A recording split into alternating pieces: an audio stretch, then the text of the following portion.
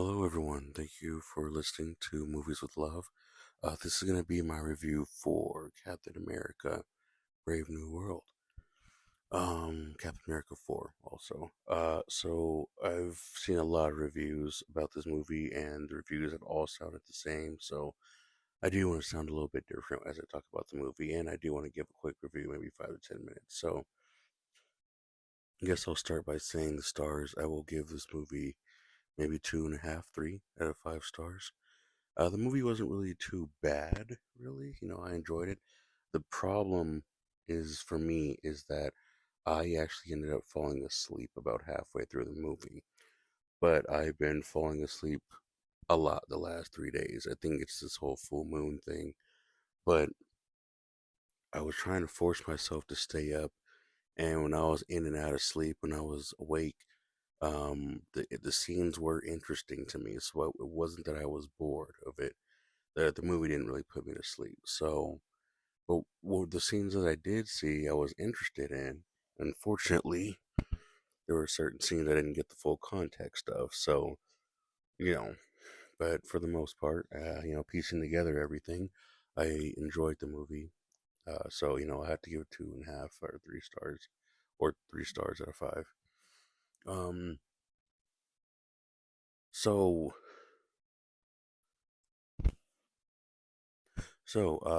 I guess I can start by talking about Sam Wilson's character, and I'll go on with Harrison Ford and everything.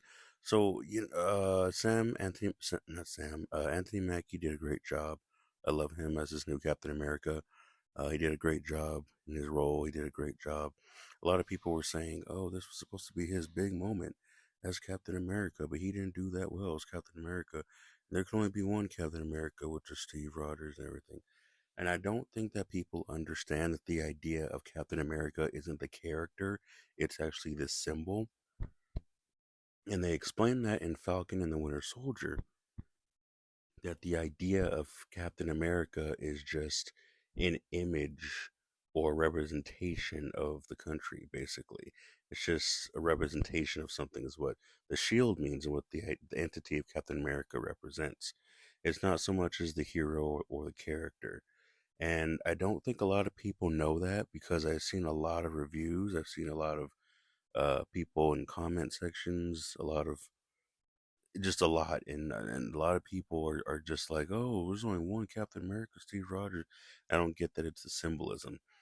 The Russo brothers also talked about the idea of the shield, and after Endgame, the reason why Sam got it instead of Bucky was simply because out of what the characters represent symbolically in the story, Bucky represented government corruption of the country of America, and Anthony Mackie's character, Sam Wilson, represented, still had the same values that Captain America had.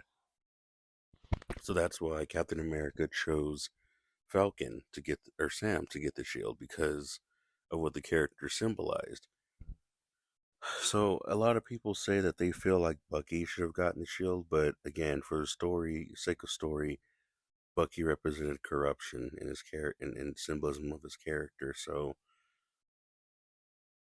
there's that, but it's just frustrating hearing reviews when directors and producers and writers and even the story itself have blatantly told the audience things, and I guess the audience just doesn't get it, or they'll skip something and then they'll watch, like this movie Captain America 4, and they'll just give all these negative reviews about this same thing over and over again. It's like, bro, they explained this already in 3 other installments. Like that. That gets frustrating when it comes to review to Marvel movies, also. But yeah, so I thought Sam Wilson did great. The point of his character is that he's not supposed to have much superpowers. He's supposed to be a regular person. He's supposed to be very grounded in just being a human, being a regular person without any super serum or any kind of superpower. So this movie did a great job by doing that. A lot of the fight scenes, that happened with him out of costume, which with any superhero story, you know that there's always a underlining story being told when costume is on versus costume is off. So there is going to be a lot of fights where his costume is off, and it's important for Sam Wilson's character, and it's also important for the sake of what's being told in the story. So yeah, this will be some spoilers. So yeah, you see that in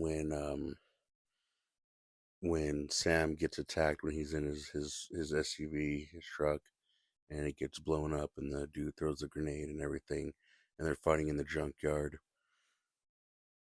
No, so yeah, he didn't really have his costume there, and it was his character and who he is and his personality that got him through that fight. It wasn't so much as the costume.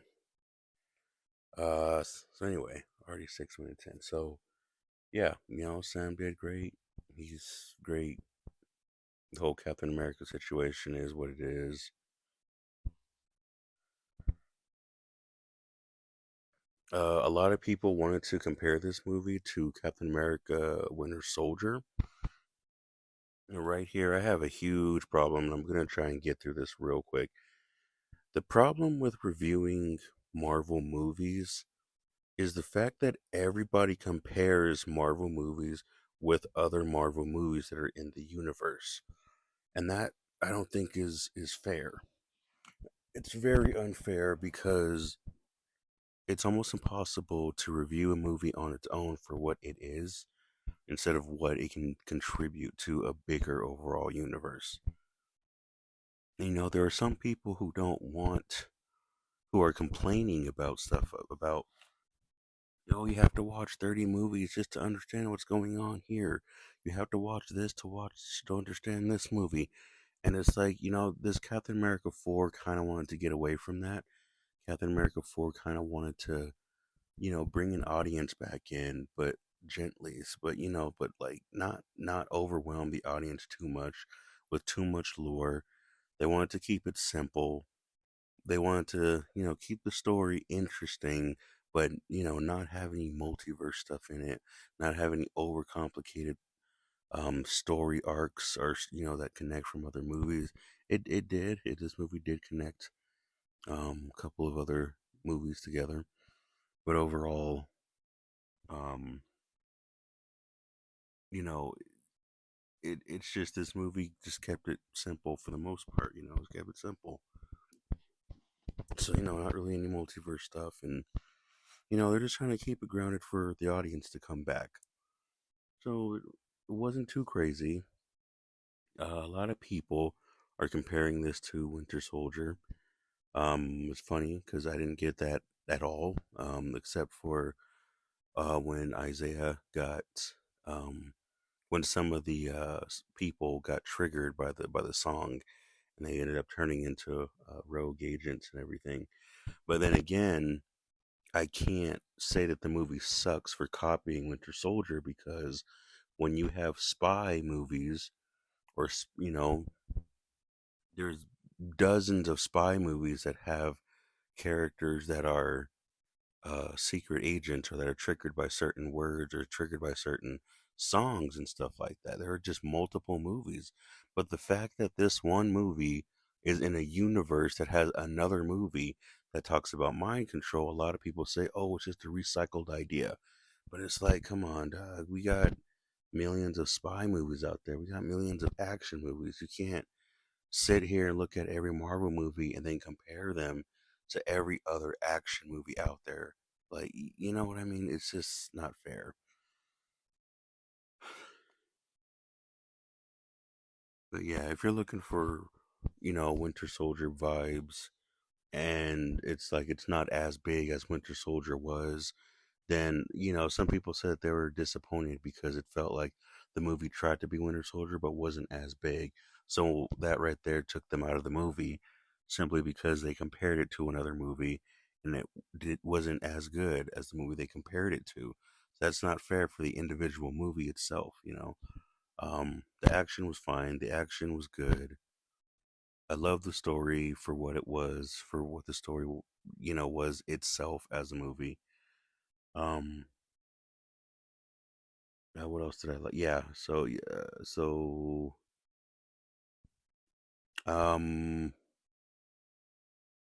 I guess for the next thing I'll bring up, next topic is the MCU, how this movie does affect the MCU. Then I'll go into Harrison Ford. This movie was a continuation from the 2008 Hulk movie.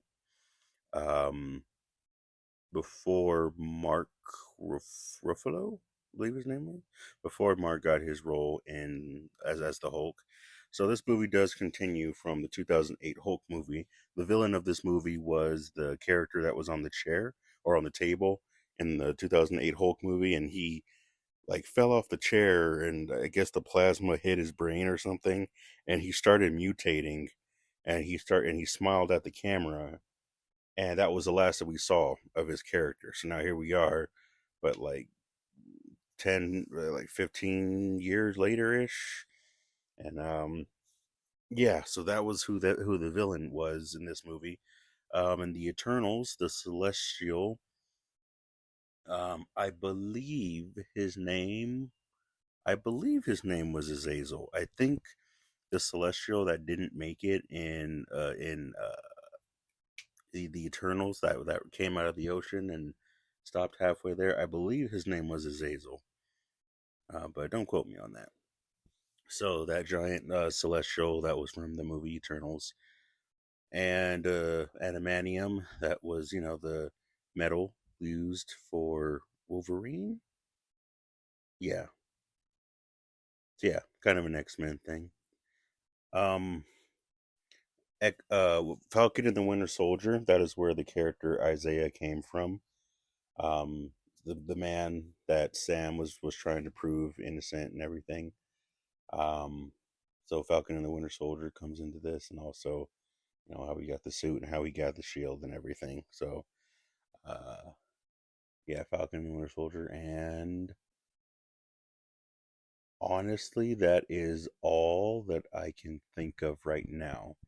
Harrison Ford's character in this movie. Um, so if anyone remembers in the Avenger, no, Captain America: Civil War, when the guy with the mustache shows up and he's all like, "Oh, you people keep blowing up everything and hurting everybody, so the Avengers and superpower people need to be under government watch." So that's when Captain America and Iron Man were like, "No, we deserve to have freedom." And Iron Man was like, "Maybe we do need a leash on all of our superpowers." And everyone fought each other over that division on whether they should have their freedom or be property of the American government and their military. And then that's why in Avengers Infinity War, they were separated and everything. And I believe everybody that was on Iron Man's side actually died, maybe? I don't know. Except for Wanda. And that left Wanda alone as a fugitive. So that's why WandaVision ended up happening, because Wanda was a fugitive from everybody else who didn't actually follow the government and everything.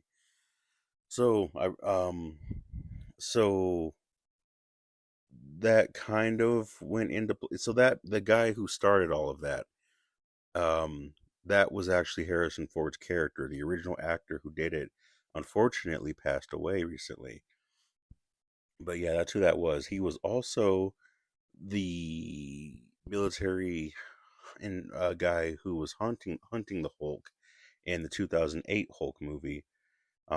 Played by the Hulk was played by a different actor at the time, but the military guy, and the Hulk had his romance interest in the 2008 Hulk movie, and the Hulk's love interest in that movie, her dad was the military dude who was hunting the Hulk, and that was the same guy who started the whole government thing to split up the Avengers.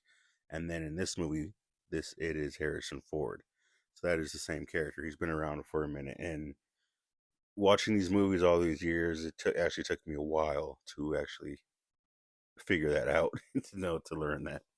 But yeah, Harrison Ford's um, acting was great. His performance was great. He was amazing. I loved all of his scenes. I love that they didn't shortchange the actor. when you're making a movie like this, it's so easy to rely on CGI and rely on all the action and rely on all that stuff. But this movie didn't do that. This movie got good actors and tried to make a movie with good actors in it, but it already had an IP attached to it, which I think ultimately made the movie fail because everyone has such high expectations or low expectations of the entire universe of the MCU that they don't look at this movie for what it is individually. And I think that's not fair because you had a lot of great actors in here. You had some great messages, you had some great scenes, and it was all just overlooked by failure of other movies. So, who knows how good this movie would have done if the MCU was doing good with all of its previous movies after Endgame. Who knows what the score would have actually been for this movie? It actually might have been pretty good, but everyone has such a sour taste in their mouth, like a bitter aftertaste in their mouth, that when they get a taste of this movie, they already got the bitterness of what came before. So I say all that because with them trying to give the movie or a fresh new start, they had good actors and they used the actors and they used the actors' talents in this movie, which I really appreciated. I was worried that they would have Harrison Ford and he would just say a few lines and then they would use CGI for most of his scenes. But no, he was actually in the movie as his character, doing his thing, having his own story arc, and that's what I really loved. And I loved there was another villain, the guy that was in Breaking Bad. I'm so sorry, I don't know his name, but he was in here and he was a great assassin. I don't want to disrespect his name. Or I can pause my recording actually. Uh, Giancarlo Esposito. I'm so sorry that I butchered his name, but yes, he was a great actor in here. He did good. Um, yeah. So he was also one of the assassins, and he was one of the villains in this movie.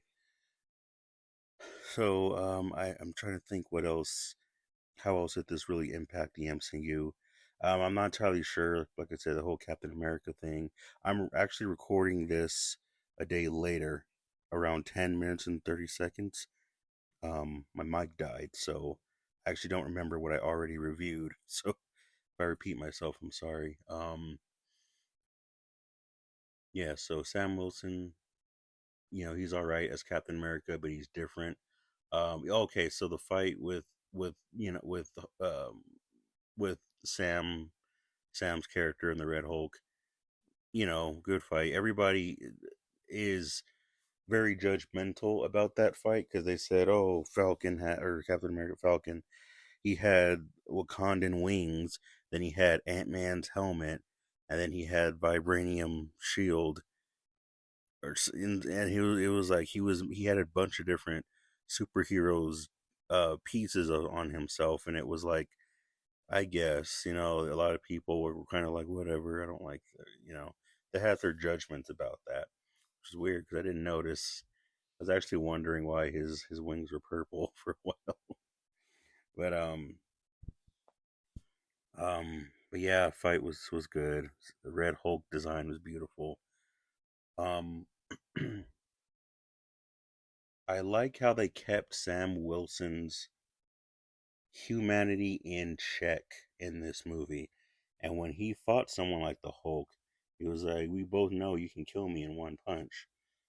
But he talked him down and talked to him and everything. And it was the fact that Sam Wilson understands struggle, that he's able to connect with people's struggles and just talk with the villains and people on a human level. That's what I really really appreciated about Falcon and the Winter Soldier is that Sam Wilson's character, his main superpower is his humanity, and that humanity is constantly shown in his movies of how we as ordinary people can actually do better in the world based on who we are and how we treat people. And I love how it's displayed. Like I've seen so many superhero movies and it's very rare that you have a grounded superhero that actually tells you or shows you or instructs you on how you can be a hero in everyday life. And I really appreciate that about the Falcon's character. And I've seen some people notice that actually, and they just kind of like, I guess. It's like, whoa, hold on. Like, that's a serious message. That's a big thing that we can do for the world and for each other. But a lot of people are just so, I don't know what to say, but some people who do actually see that in the character said that they don't like it. And the thing is, those qualities are what Captain America is supposed to be. Not Steve Rogers Captain America, but the entity of Captain America that Sam Wilson represents. Sam Wilson does not represent Steve Rogers as Captain America. He represents modern American entity of what America can be and what we can be for each other and for the world. That is the whole purpose of Sam Wilson's character. But people have their judgments and they keep comparing him to Steve, and it's like, uh, I guess the next thing, I guess I'm almost done. I don't know if there's anything else left to say. Super serum, a lot of people said, oh, it's meta because he's talking about the super serum, and we're all thinking that as an audience, why doesn't he take the super serum? So in the movie, they make him talk about it so that way, like, they're trying to force the audience to connect with the characters. It's like you can't even make a movie nowadays without people just enjoying it, without them trying to insert themselves just to judge something. Like I mean, like, uh, but anyway, that's not what he's about. And the super serum, unfortunately, locks the individual into who they are as a person. So whenever the super serum is taken, whoever the person is in that moment gets amplified, and it's nearly impossible for them to stop, for them to change. Basically, that's what ended up happening to Red Skull. Red Skull had a dark intention, and when he took the super serum, it amplified that dark intention and then solidified it within him. And then with Steve Rogers, he had good qualities. So once he took the super serum, all those qualities amplified, but then they stuck with him. And then the same thing with Carly in Falcon and the Winter Soldier. When those soldiers took the super serum, they had a feeling of injustice and wanting to stop injustice. And those emotions got amplified and solidified. So taking the super serum does have its drawbacks because it does make someone more of who they are, but then it makes it nearly impossible for them to change. Um, so yeah, Sam Wilson's character has to change and has to evolve and has to grow in order to really understand who his enemies are, understand the battles that he's fighting, and understand how to do what needs to be done. Um, yeah, great movie. I enjoyed it. Great scenes. Everything was great. Aerial scenes were great. Everything was fun. It was just a fun movie to enjoy.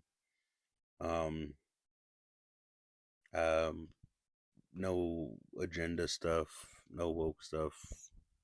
Although people may say that it's woke just because the character's black and there's some stuff in there, but no, great movie, good movie. Like I said, if I'm labeling it, if I'm like really rating it, 2.5 out of 3 stars. Yeah, I'll give it a 3 stars. Anyway, yeah, hope you guys liked that review. I hope it meant something to you. I guess the thing that really takes me out of the movie was the lack of, I guess there wasn't enough emotional impact for me. It would have been nice to have, more deeper emotional tones, but I understand why if they weren't there. So, but that's just one thing. And the other thing was, the other thing I probably would say was maybe there wasn't enough action. I don't know for me because I'm used to like Transformers level action all day. So I'm a very visual person, so I love action. So I can't say that the movie was bad because of that. That's just me. I like visuals. So it would have been nice to have more action scenes, but yeah, to balance out the pacing of the movie, I think there should have been more action scenes. But yeah, that's it. That's the only reason why I didn't really enjoy it. That's the only reason why I gave it 3 stars, not more. Motion and action. Wish there was more. Hope you enjoyed this, and yeah, have a great day.